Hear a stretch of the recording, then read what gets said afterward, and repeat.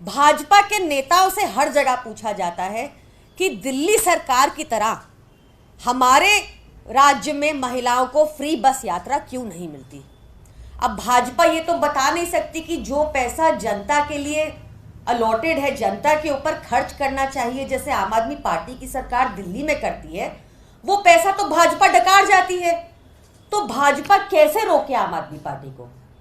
ये लगातार हम पे झूठे केस लगाते हैं, हमारे नेताओं को जेल में डाल देते हैं, बिना सबूत के जेल में डाल देते हैं, और किसी भी तरीके दिल्ली का कुछ ना कुछ काम रोकने में इनका प्रयास रहता है। अब इसी श्रृंखला में एलजी साहब ने एक और केस सत्येंद्र जैन जी के ऊपर इन्वेस्टिगेट करने की मंजूरी दे दी है। हास्यास्पद है आरोप। क्या कह रहे हैं एलजी साहब कि केंद्र सरकार की पीएसयू, कि केंद्र सरकार की सरकारी कंपनी, कि केंद्र सरकार की पब्लिक सेक्टर अंडरटेकिंग, जिसको नवरत्न का स्टेटस मिला हुआ है, भारत इलेक्ट्रॉनिक्स लिमिटेड, इसने सत्येंद्र जैन जी को, जो दिल्ली सरकार में मिनिस्टर रहे, उनको रिश्वत दी। कितना हास्यास्पद है ये आरोप। केंद्र सरकार की कंपनी रिश्वत दे रही है। इतनी ज्यादा रिश्वत, इतनी ज्यादा करप्शन बढ़, और मोदी जी कंट्रोल नहीं कर पा रहे। अब हम इंतजार में हैं कि एलजी साहब इन्वेस्टिगेशन की मंजूरी देंगे, कि केंद्र सरकार इन्वेस्टिगेशन की मंजूरी देगी कि भारत इलेक्ट्रॉनिक्स लिमिटेड ने अगर रिश्वत दी है तो भारत इलेक्ट्रॉनिक्स लिमिटेड को भी इन्वेस्टिगेशन उन पर भी होगी। ये केस क्या था? देखिए, दिल्ली में एलजी का काम है क्राइम पर कंट्रोल, नियंत्रण पाना। उसमें एलजी एक टोटल फेलियर रहे हैं, ये किसी से नहीं छुपा। तो अरविंद केजरीवाल जी ने दिल्ली को सेफ बनाने के लिए, स्पेशली महिलाओं के पर्सपेक्टिव से, दिल्ली को सेफ बनाने के लिए और क्रिमिनल्स को पकड़ने के लिए ठान लिया कि पूरी दिल्ली में सीसीटीवी लगाए जाएंगे।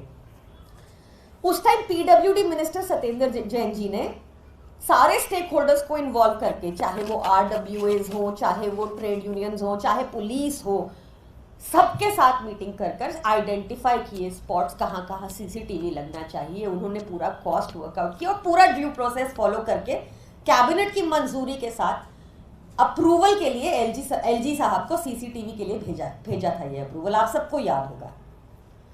2018 में अरविंद केजरीवाल जी को, मनीष सिसोदिया जी को, सत्येंद्र जैन जी को धरने पर बैठना पड़ा था एलजी हाउस में, ताकि ये सीसीटीवी पास हो जाए, क्योंकि एलजी साहब बैठ गए थे फाइल के ऊपर। उनको तो एक ही आदेश है कि दिल्ली सरकार के काम रोको, दिल्ली वालों का काम रोको।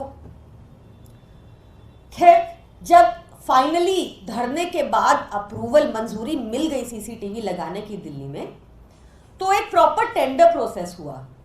उस टेंडर प्रोसेस में जो लोएस्ट बिडर था, भारत इलेक्ट्रॉनिक्स लिमिटेड, केंद्र सरकार की पीएसयू, केंद्र सरकार की नवरत्न पीएसयू, मोदी जी की सरकारी कंपनी, उसको ये टेंडर मिला। 1,40,000 कैमरा दिल्ली में लगाने का टेंडर बीईएल को मिला।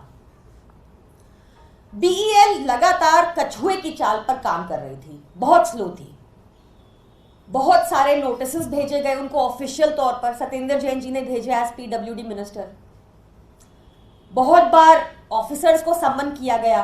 अरविंद केजरीवाल जी ने भी इस स्लो पेस पर काम चल रहा था, उस पर भारी आपत्ति जताई और स्ट्रॉन्ग ऑब्जेक्शन लिए। इसके बाद सत्येंद्र जैन जी ने एक शो कॉज नोटिस भेजा बीईएल को कि बताओ तुम्हारे ऊपर जुर्माना क्यों नहीं लगना चाहिए। हमारे लिए ये एक बहुत टाइम बाउंड कॉन्ट्रैक्ट था, हमारे लिए एक टाइम बाउंड प्रोजेक्ट था, क्योंकि पहले ही इसमें बहुत डिले हो गया था एलजी की अड़चनों और हरकतों के कारण। तो हमारे लिए time was of the essence in this contract. तो उनको नोटिस भेजे गए, कहा गया कि बताओ कि तुम पे 16 करोड़ की पेनल्टी क्यों ना लगे। इस नोटिस के बाद बीईएल हरकत में आई और उन्होंने अपना पूरा काम समय रहते खत्म कर दिया। समय रहते काम खत्म हो गया तो पेनल्टी नहीं लगी।